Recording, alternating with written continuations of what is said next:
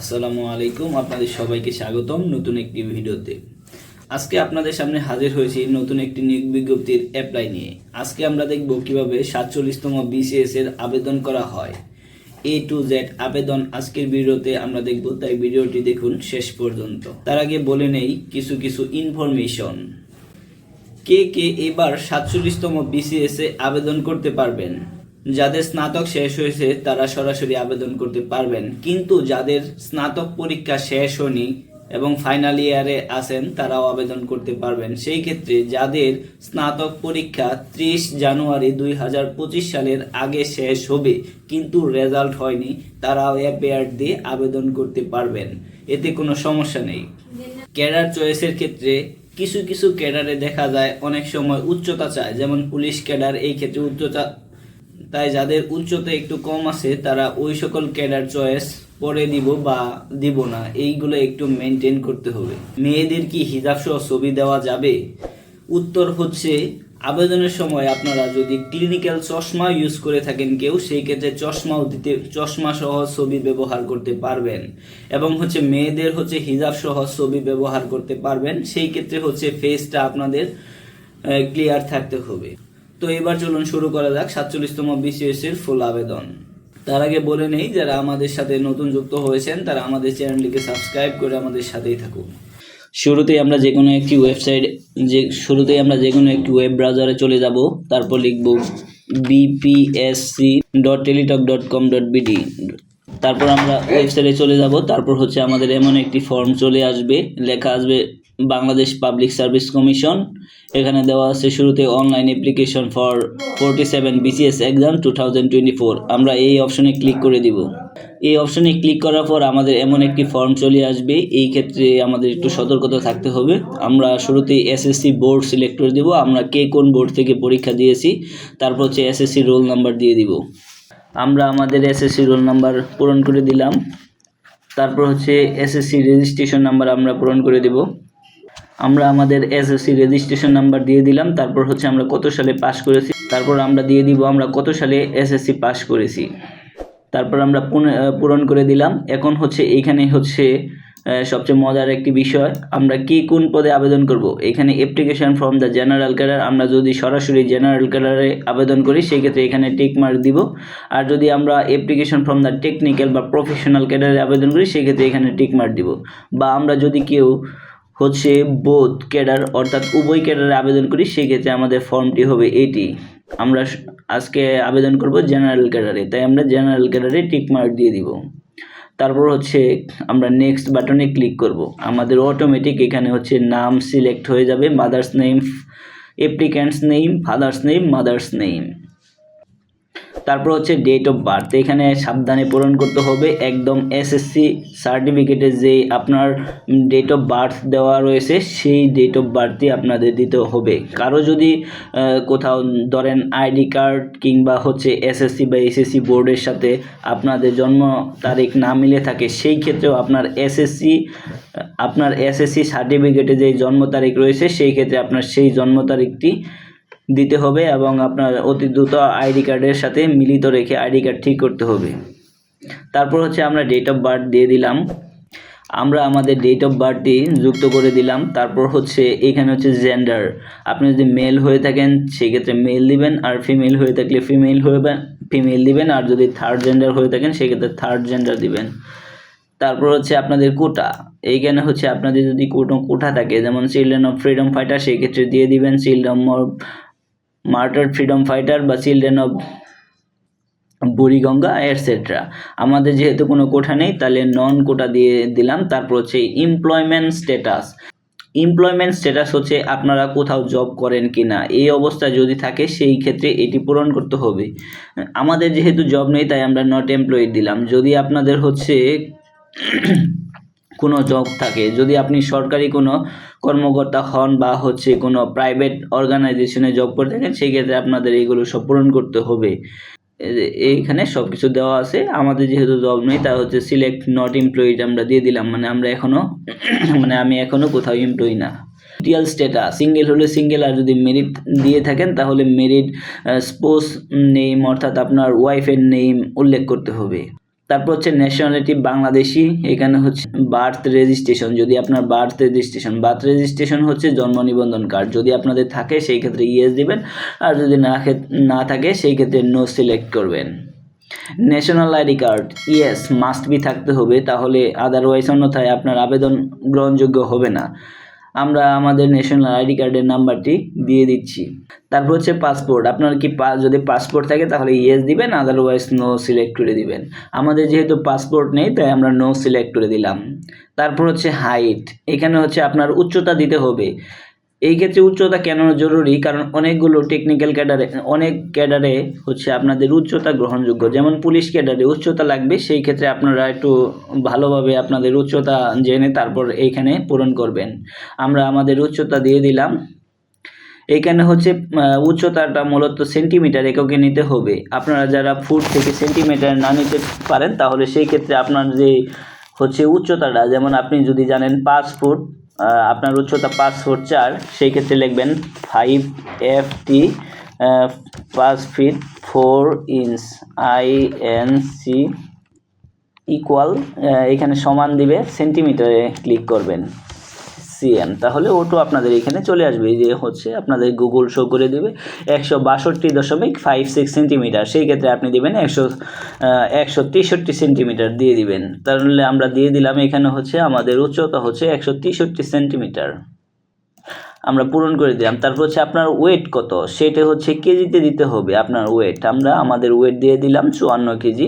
তারপর হচ্ছে চেস্ট, আপনার বুকের মাপ কত সেটাও দিয়ে দিবেন সেন্টিমিটারে। যদি আপনি জেনে থাকেন আপনার চেস্ট কত, ধরেন 32 ইঞ্চি জানেন আপনি বা 30 ইঞ্চি জানেন, সেই ক্ষেত্রে আপনি আবার গুগলে চলে যাবেন, সেই ক্ষেত্রে লিখবেন 32 ইঞ্চ ইকুয়াল, এই যে সরাসরি চলে আসছে 32 ইঞ্চ 2 সেন্টিমিটার, এই ক্ষেত্রে এই যে দেওয়া আছে 81.28 সেন্টিমিটার। আমরা এইগুলো দিয়ে দিব, যেহেতু হচ্ছে এখানে ডিরেক্ট ইন্টিজার নাম্বারে আছে তাই হচ্ছে আমরা 83 পূরণ করে দিলাম।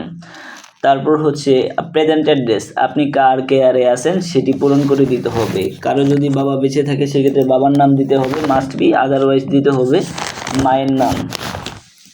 তারপর হচ্ছে ভিলেজ বা টাউন বা হচ্ছে রোড বা হাউস বা ফ্ল্যাট নাম্বার হচ্ছে আমরা এখানে দিয়ে দিলাম, ভিলেজ বা গ্রামের নাম দিয়ে দিলাম। তারপর হচ্ছে ডিস্ট্রিক্ট, আপনি কে কোন ডিস্ট্রিক্টের অন্তর্ভুক্ত সেটি দিয়ে দিবেন।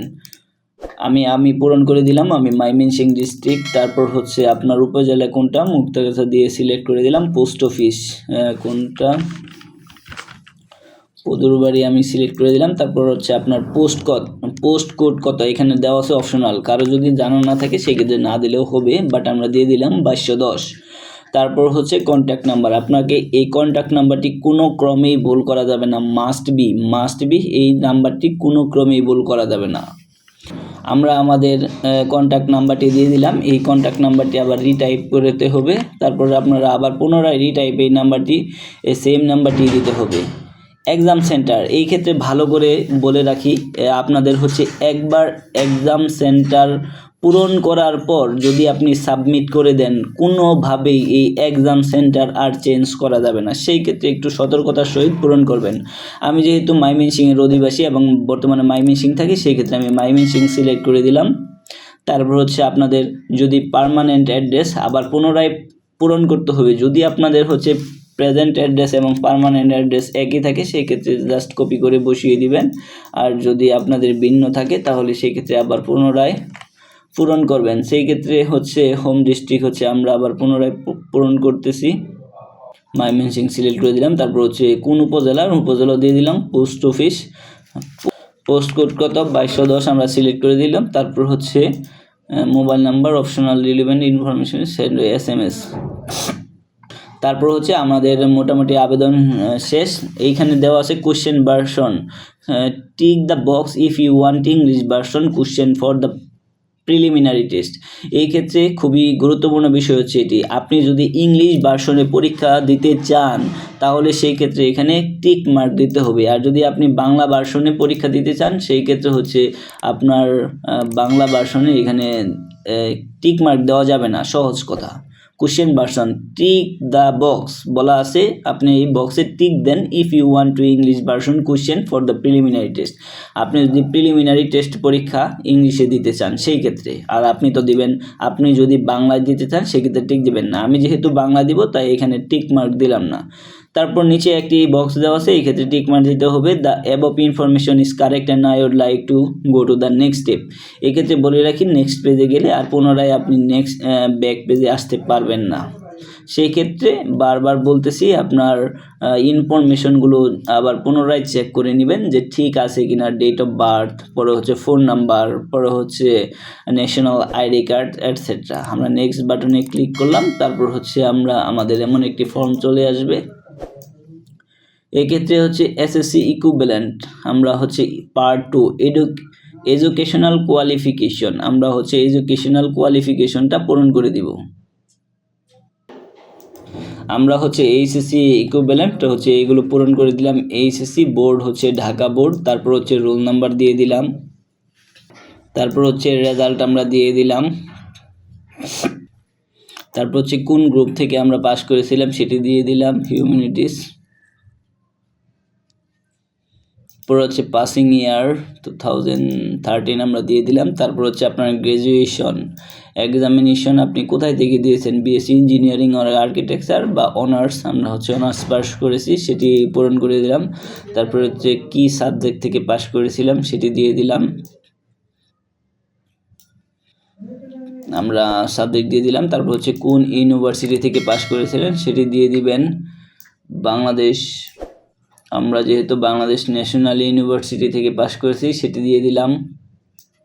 আপনি যেই ভার্সিটি থেকে পাস করেন সেই ভার্সিটির নাম দিয়ে দিবেন, আমরা আমাদের ভার্সিটির নাম দিয়ে দিলাম। আর হচ্ছে এই ক্ষেত্রে বলে রাখি, আপনারা যদি কোনো ইউনিভার্সিটি থেকে পাস করে থাকেন, এই লিস্টে আপনাদের যদি ইউনিভার্সিটির নাম না থাকে সেই ক্ষেত্রে আপনাদের করতে হবে আদার্স অপশনে টিক মার্ক দিতে হবে এবং আপনাদের ইউনিভার্সিটির নামটি এখানে লিখে দিতে হবে। সেই ক্ষেত্রে একটি অপশন অবশ্যই আসবে, আমরা ন্যাশনাল ইউনিভার্সিটি সিলেক্ট করে দিলাম। হচ্ছে এই ক্ষেত্রে যদি আপনাদের কোনো ইউনিভার্সিটির নাম না থাকে সেই ক্ষেত্রে আপনাদের এই যে আদার্স অপশনে ক্লিক করলে এখানে একটি অপশন চলে আসবে, এই ক্ষেত্রে আপনাদের ইউনিভার্সিটির নামটি লিখে দিবেন। তারপর হচ্ছে student ID card, student ID কার্ডের নাম দিয়ে দিবেন, আমরা নামটি দিয়ে দিলাম। তারপর হচ্ছে সেশন 2000 আমরা পূরণ করে দিলাম। তারপর হচ্ছে আপনার হচ্ছে কি রেজাল্ট ছিল সেটি পূরণ করে দিবেন, ফার্স্ট ক্লাস আমরা দিয়ে দিলাম। তারপর হচ্ছে পাসিং ইয়ার 2020 আমরা দিয়ে দিলাম। তারপর হচ্ছে কোর্স ডিউরেশন কত ছিল, 4 বছর আমরা দিয়ে দিব। বা এক্ষেত্রে একটি অপশন সবচেয়ে মজার বিষয়, আপনাদের কোর্স, আপনারা যদি ডিগ্রি থাকেন সেই ক্ষেত্রে আপনাদের ডিগ্রিও পূরণ করতে পারবেন সম্ভবত। আর হচ্ছে যে এই ক্ষেত্রে আপনাদের কোর্স ডিউরেশন দিতে হবে 4 বছরের জায়গায় 3 বছর। তারপর হচ্ছে রোল নাম্বার দিয়ে দিবেন, হ্যাঁ এই ক্ষেত্রে রোল নাম্বার আপনারা দিয়ে দিবেন, রোল নাম্বার আমরা পূরণ করে দিলাম। আর হচ্ছে তারপর হচ্ছে মাস্টার্সের ইফ অ্যাপ্লিকেবল, আপনারা যদি মাস্টার্সের তথ্য দিতে চান, কেউ যদি মাস্টার্স করে থাকেন সেই ক্ষেত্রে এখানে একটি টিক মার্ক দিতে হবে। তারপর হচ্ছে আপনাদের মাস্টার্স অপশনের আপনাদের দিতে হবে, যেহেতু আমি মাস্টার্স নেই তাই আমি এই ক্ষেত্রে আমি দিলাম না। তারপর হচ্ছে আপনাদের additional qualification for teachers training college, আপনি যদি এটি হচ্ছে ইন্টারেস্টেড হন তাহলে ইফ অ্যাপ্লিকেবল যদি আপনার থাকে সেক্ষেত্রে টিক মার্ক দিবেন, আদারওয়াইজ দিতে হবে না। টিচার্স ট্রেনিং কলেজ থেকে যদি কেউ ট্রেনিং নিয়ে থাকেন বা পড়ে থাকেন। তারপর হচ্ছে আপনাদের এখানে হচ্ছে the above information is correct, হচ্ছে নেক্সট বাটনে ক্লিক করতে হবে। নেক্সট বাটনে ক্লিক করলে আপনাদের এইভাবে একটি ফর্ম চলে আসবে যে ক্যাডার অপশন, আপনি কোন ক্যাডার আগে দিতে হবে। খুব সুন্দর করে খুব মনোযোগ দিয়ে এই অপশনটি আপনারা দেখবেন। ক্যাডার লিস্ট আপনারা কিভাবে দিবেন, অনেকে শুরুতে দেওয়া আছে ক্যাডার অপশনগুলা অ্যাডমিনিস্ট্রেশন, ফুড, পরে হচ্ছে অডিট, অ্যাকাউন্টস, কাস্টম, ট্যাক্স। আপনারা এই ক্ষেত্রে আপনারা একটু খুব ভালোভাবে অপশনগুলো চয়েস করে নেবেন। এই ক্ষেত্রে যেহেতু আমার অপশন কম আসছে বিকজ অফ আমরা হচ্ছে এখানে জেনারেল ক্যাডারে আবেদন করেছি, আপনারা যদি বোথ ক্যাডারে আবেদন করি সেক্ষেত্রে আমাদের অপশন বেশি আসবে, এবং হচ্ছে টেকনিক্যাল ক্যাডারে আবেদন করলে সেক্ষেত্রে আমাদের টেকনিক্যাল ক্যাডারগুলো চলে আসবে। কিন্তু হচ্ছে আমরা হচ্ছে এখানে ক্যাডারগুলো আবেদন করার হচ্ছে প্রথম উপায় এখানে আপনাদের পুলিশ ক্যাডারের ক্ষেত্রে একটু বলে রাখি, যারা পুলিশ ক্যাডারে আবেদন করতে চান তাদের কিন্তু উচ্চতা থাকতে হবে। যাদের উচ্চতা কম তারা কিন্তু পুলিশ ক্যাডার প্রথমে চয়েস দিতে পারবেন না, তাহলে কিন্তু পাস করেও আপনার বাদ পড়তে হবে। শুরুতে আমরা দিয়ে দিলাম অ্যাডমিনিস্ট্রেশন, তারপর হচ্ছে আমরা সিলেক্ট করব প্রথমে অ্যাডমিনিস্ট্রেশন, তারপর অ্যাড অপশনে ক্লিক করলে আমাদের অটোমেটিক হচ্ছে এখানে অ্যাড হয়ে যাবে। তারপর হচ্ছে আমি যদি দিতে চাই ধরেন অ্যাসিস্ট্যান্ট ডিরেক্টর প্রোগ্রাম, হচ্ছে আমি এখানে ক্লিক করে দিব, তারপর অ্যাড অপশনে ক্লিক করে দিব, তারপর হচ্ছে কাস্টমস অ্যান্ড ট্যাক্স, তারপর হচ্ছে এখানে অ্যাড দিয়ে দিব, তারপর হচ্ছে আনসারের ক্ষেত্রেও মূলত উচ্চতার প্রয়োজন হয়, সেই ক্ষেত্রে আপনি আনসারও পরে দিতে পারবেন। পরে হচ্ছে রেলওয়ে ট্রান্সপোর্ট কমার্শিয়াল, এটা দিয়ে দিলাম আমরা অ্যাড অপশনে। তারপর হচ্ছে ফ্যামিলি প্ল্যানিং, এটা হচ্ছে খুবই গুরুত্বপূর্ণ, এটা আমরা শুরুতে দিতে পারি অনেকেই। তারপর হচ্ছে assistant controller of news, assistant director information officer, আমরা এটি দিয়ে এইখানে অ্যাড অপশনে দিয়ে দিলাম। তারপর হচ্ছে পোস্টাল, এটা দিয়ে দিলাম, অর্থাৎ ডাকঘরের জন্য এরকম কিছু। ফরেন অফিসার, ফরেনের ক্ষেত্রে উচ্চতা মাস্ট বি অ্যাডজাস্টেবল, কারণ অন্য দেশে যেতে হয়। পার ট্যাক্সেশন আমরা এটা দিয়ে দিলাম। পরে হচ্ছে ফুড আমরা দিয়ে দিলাম। পরে হচ্ছে অডিট অ্যান্ড অ্যাকাউন্টস, এই ক্ষেত্রে কোনো উচ্চতা প্রয়োজন নেই, আমরা এগুলো দিয়ে দিলাম। আপনাদের ইচ্ছা আরও যদি দিতে পারেন সেই ক্ষেত্রে দিতে পারেন, অ্যাসিস্ট্যান্ট দিলে ভালো। আমরা তারপর হচ্ছে পুলিশটা একদম সবার লাস্টে রাখলাম এবং আনসার সবার লাস্টে রাখলাম। তারপর হচ্ছে আমাদের যেহেতু এই হচ্ছে ক্যাডার চয়েস শেষ হলো, তারপর হচ্ছে এখন যদি কেউ মনে করেন যে হ্যাঁ আমি ভুল করে দিয়ে ফেলেছি, আমার হচ্ছে এখন আমার এই ক্যাডার অপশনটি চেঞ্জ করতে হবে, সেই ক্ষেত্রে আপনি যেই সিলেক্ট করেছেন সেই সিলেক্ট বাটনে গিয়ে পুনরায় রিমুভ অপশনে ক্লিক করলে, এই যে দেখেন আমি একটু দেখিয়ে দিচ্ছি যে ফরেন অফিসার, এই অপশনটি আমি রিমুভ করে ফেলবো। তারপর হচ্ছে এখানে সিলেক্ট করবো শুরুতেই, তারপর হচ্ছে রিমুভ অপশনে দিলেই এর সাথে সাথে চলে আবার পুনরায় হচ্ছে আমার হোম বাটনে চলে যাবে।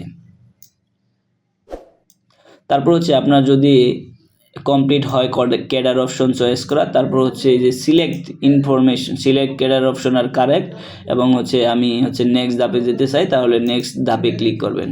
তা হচ্ছে এই ক্ষেত্রে আপনাদের হচ্ছে ডিরেক্ট অ্যাপ্লিকেশন ফর্মটি চলে আসবে, যে আপনার ফর্মের তথ্যগুলো সঠিক এবং আবেদন কমপ্লিট হয়েছে। অ্যাপ্লিকেশন আমরা টোটালি আবেদন করে ফেলেছি। এখন হচ্ছে আপনাদের হচ্ছে এডুকেশনাল ইনফরমেশন, আর যদি কেউ কেউ যদি এডুকেশনাল কোয়ালিফিকেশনগুলো ভুল করেও থাকেন, এই ফর্মে চলে আসেন, সেই ক্ষেত্রে হচ্ছে আপনাদের এডিট অপশন আছে, personal information, edit educational qualification, remove cadre choice আপনারা দিতে পারবেন। পুনরায় হচ্ছে choice application interested for the non cadre, হ্যাঁ যদি আপনাদের হচ্ছে যদি ইয়েস থাকে নন ক্যাডার মাস্ট বি অবশ্যই দিয়ে দিবেন এটি, কারণ অনেকের হচ্ছে ক্যাডার না হলেও নন ক্যাডারে আপনাদের জব হয়ে যেতে পারে। সেই ক্ষেত্রে আপনাদের ইন্টারেস্টেড হচ্ছে 9 গ্রেড 10 গ্রেড, এইগুলো গ্রেড আছে, এনি গ্রেড আপনারা দিতে পারেন। এখন হচ্ছে 9 গ্রেডে যদি কেউ দিতে চান তার মানে 9 গ্রেডেই জব হবে যদি সিট থাকে, আদারওয়াইজ হবে না। সেই ক্ষেত্রে আমি বলে রাখি আপনাদের যদি জবই দরকার এনি গ্রেড দিতে পারেন, এনি গ্রেড আমরা সিলেক্ট করে দিলাম, বা হচ্ছে আমরা 9 গ্রেড সিলেক্ট করলাম, আমরা এনি গ্রেড দিয়ে দিলাম, তার মানে হচ্ছে নন ক্যাডারে 208 পদের যে কোনো পদে আপনাকে দিতে পারে সে। আর যদি 9 গ্রেড সিলেক্ট করেন সেক্ষেত্রে শুধুমাত্র 9 গ্রেডের জন্য বিবেচনা করবে, অন্য কোনো গ্রেডের জন্য শূন্য পদ থাকলেও আপনার তালিকা শীর্ষে থাকলেও আপনাকে আর বিবেচনা করবে না তারা, তাই আপনারা এনি গ্রেড সিলেক্ট করাই বেটার অপশন। তারপর হচ্ছে আপনাদের আপলোড ফটো, এই ক্ষেত্রে কিভাবে আপনাদের ফটো আপলোড করবেন, এই ক্ষেত্রে বলা হয়েছে যে photo must be 300x300 pixel white হচ্ছে আমরা এখানে হচ্ছে আমাদের আপলোড ফাইলে গিয়ে আমরা আমাদের ছবিটা আপলোড করে দিলাম। আমাদের যে অটোমেটিক ফটোটি আপলোড হয়ে গেছে, তারপর সিগনেচারটি আপলোড করে দিব। সিগনেচারটি হতে হবে 300x80 পিক্সেলে। তারপর হচ্ছে এখানে একটি ভ্যালিডেশন কোড আছে, আমরা ভ্যালিডেশন কোডটি আমরা হচ্ছে পূরণ করে দিব 31G1AUB6। তারপর হচ্ছে আমাদের যদি অল ইনফরমেশন সঠিক হয়ে থাকে এবং হচ্ছে এখানে একটি টিক মার্ক দিয়ে দিব, এর মানে হচ্ছে I declare that the information provide in this form are correct, all correct আছে আমার এই ইনফরমেশনে। আপনারা পুনরায় আরও একবার চেক করবেন এই ফাইনাল ফর্মে, যদি ফাইনাল ফর্মে কোনো ভুল থেকে থাকে সেক্ষেত্রে আপনার কিন্তু এডিটের একটি অপশন আছে। যদি আপনি সাবমিট করে দেন আর কোনোভাবেই সেটি এডিট করা যাবে না। আমি আবারও বলছি, আর কোনোভাবেই এডিট করা যাবে না। তো হচ্ছে আমরা দেখলাম আমাদের ইনফরমেশনগুলো সবগুলো সঠিক আছে, তাহলে আমরা এখানে সাবমিট বাটনে ক্লিক করলাম। সাবমিট বাটনে ক্লিক করার সাথে সাথে আপনার একটি ফর্ম চলে আসবে। আমরা সাবমিট বাটনে ক্লিক করার সাথে সাথে আমাদের একটি ফর্ম চলে আসবে। তারপর হচ্ছে আপনারা সেই ফর্মে ইউজার আইডি পেয়ে যাবেন এবং সেই ইউজার আইডি দিয়ে আপনাদের টাকা পে করতে হবে 200 টাকা। সো ধন্যবাদ আপনাদের সবাইকে আমাদের পাশে থাকার জন্য। তো আপনারা খুবই সতর্কতার সাথে অবশ্যই এই ফর্মটি পূরণ করবেন, কেননা একটি ভুল সারা জীবনের কান্না।